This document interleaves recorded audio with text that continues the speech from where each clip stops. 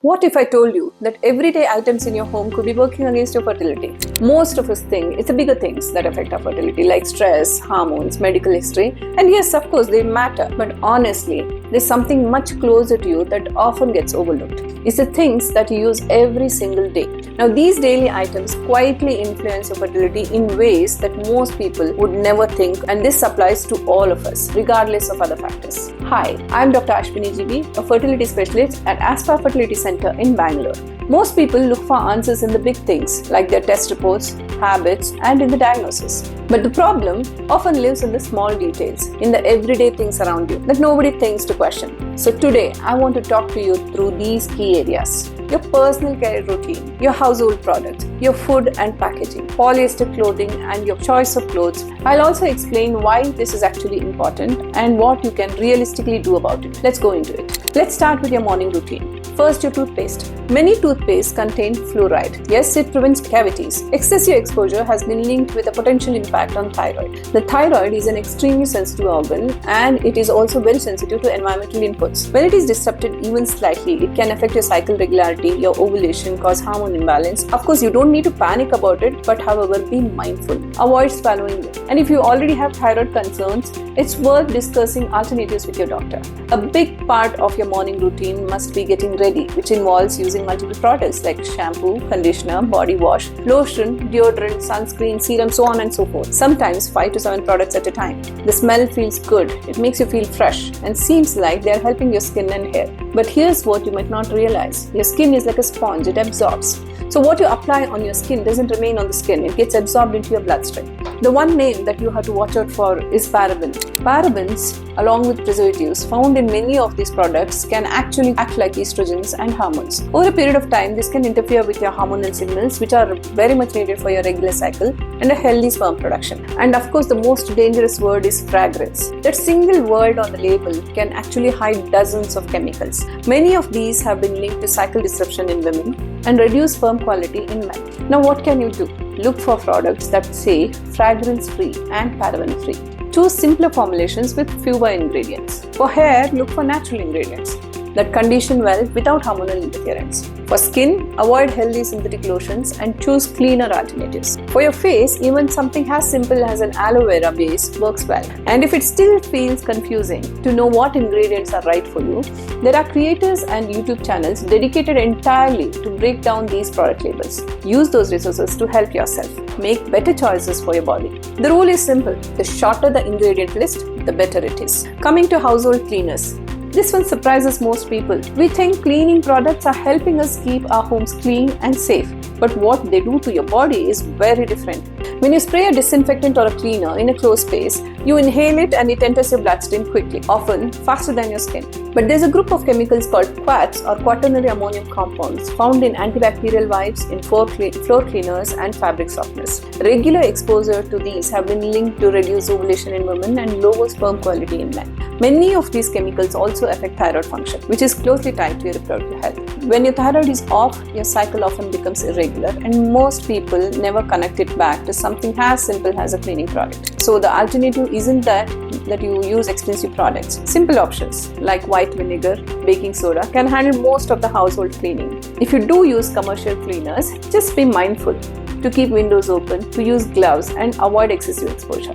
We all love our evening chai, coffee, and the snacks that come with it. In most households today, packaged snacks have become routine. Chips, popcorn, namkeens, and chocolates, and so on and so forth. And in our busy schedules, we can even heavily rely on the ready-to-eat foods like the instant noodles. On top of that, many people have sodas or the very popular Diet Coke with or after meals, thinking actually that it helps digestion. But these ultra-processed foods cause repeated blood sugar spikes, and over a period of time, this leads to insulin resistance. In women, this insulin resistance can actually lead to polycystic ovarian syndrome, one of the most common causes of infertility. In men, it can lead to conversion of testosterone into estrogen, affecting sperm production. And some of the simple shifts can actually help. I'm not asking you to switch to a fancy diet or change everything that you eat. Just include one home-cooked meal in everyday routine. Replace that evening snack possibly with fruits and nuts instead. They are genuinely healthier and they keep you full for longer. And when you're picking up groceries, go beyond reading the ingredient list. Try to choose fewer processed foods and and possibly more whole foods whenever you can. But it's not just the food that affects us, it's also the packaging. Many of our Zomato and Swiggy food orders come in plastic containers, cans, and sometimes even microwave trays and aluminium foils. These contain BPA, a chemical that acts like estrogen in the body and has been linked to ovarian issues, low sperm counts, so on and so forth.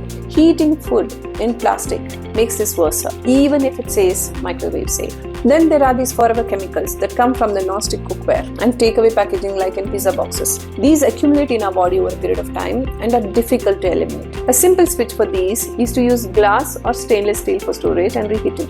One change that can actually make a big difference. This is something you might not see coming. Most people work out to stay active and of course to improve their health. And a lot of us end up wearing aesthetic athleisure fits to the gym to feel confident while doing it, etc. and so forth. But what most people do not realize is that a large percentage of the activewear that we use day in and day out is made up of synthetic fabrics like polyester. Polyester is nothing but plastic. It is derived from petroleum and treated with multiple chemicals during manufacturing. It makes it durable, makes it wrinkle-free and affordable. However, these characteristics come with its effects. The same applies to the fast fashion clothing that we all love. These fabrics do not just sit on our body. They trap heat, they reduce breathability and create a microenvironment that affects our skin and reproductive health, especially in men when temperature regulation is critical for sperm production. You think you're getting comfort, but a lot of what they are actually wearing is chemicals against your skin. Some of these synthetic fabrics are treated with dyes, flame retardants and finishing chemicals. In certain textiles, these have been found to act as endocrine disruptors, meaning they can interfere with the hormone signals in your body. And there is proof of this at a larger scale. There have been cases globally where companies have faced legal action over the presence of harmful substances in textile production, particularly around the worker exposure and also environmental impact of these chemicals. Regulations exist, but not for all products. And these are made the same way, especially in fast fashion supply chains. So what can you do? You do not need to throw out your wardrobe. Just start being more mindful.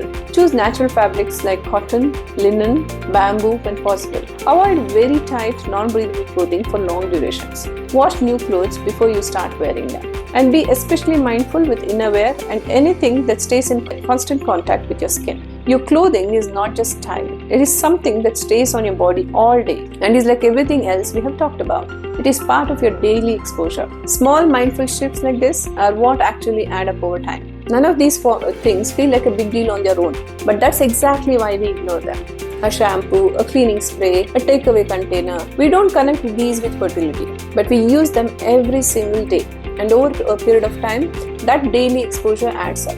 It shapes up the hormonal environment and your body runs on it. You don't have to change everything, just pick up one thing that feels doable and start there. Small, consistent shifts matter more than anything else. If this raised a question for you, drop it in the comments. Don't forget to share this video with friends and family because we need to look out for each other.